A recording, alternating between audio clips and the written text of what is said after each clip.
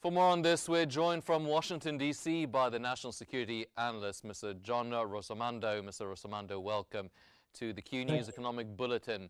How feasible is Mamdani's plan to raise taxes on corporations and the wealthy to fund the rent freezes, free childcare, free city buses, without harming New York City's economic growth? Absolutely impossible. I mean, the one thing about pie-in-the-sky socialists like Mr. Mamdani is they forget that billionaires and millionaires have the ability to go places like Florida, places like Tennessee, and elsewhere and take their business with them. So the only thing that Mamdani is going to do is shrivel up the tax base and blow a hole in the budget.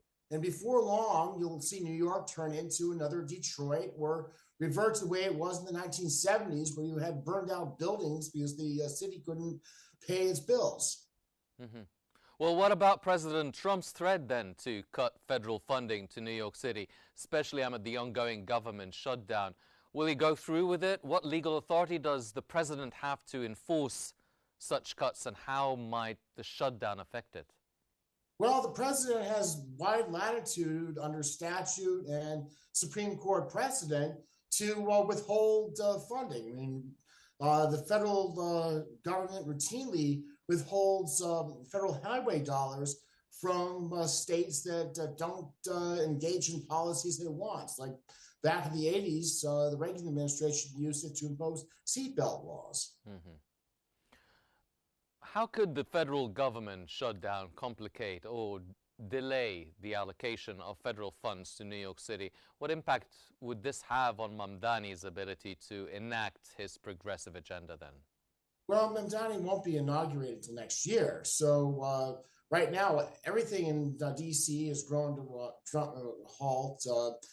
Benefits for food assistance has come to a halt. Federal workers are without pay, and pretty much everything's grown to a halt. Mm-hmm. Well, then it won't be up until a year, but in light of President Trump's criticism of the voting system and the call for reforms, what challenges and opportunity exists for New York City's electoral process under Mamdani's leadership, at least? Well, Mamdani will probably try to liberalize voting laws to allow more people. One of the things that some of the left-wing cities have tried to experiment with is allowing 16-year-old children to vote. So, I mean, that's one of the things that they'll try, but New York is overwhelmingly Democrat, with the exception of Staten Island. Mm-hmm. Well, considering the economic contributions of the immigrant communities to New York, how might Mamdani's policies address the balance between supporting these communities and managing fiscal challenges in the city?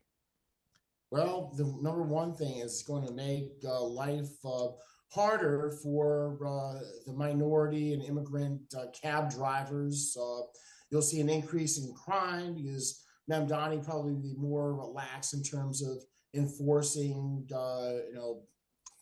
broken windows laws and things like that brought safety and prosperity in the Giuliani and in the Bloomberg years. Mm-hmm.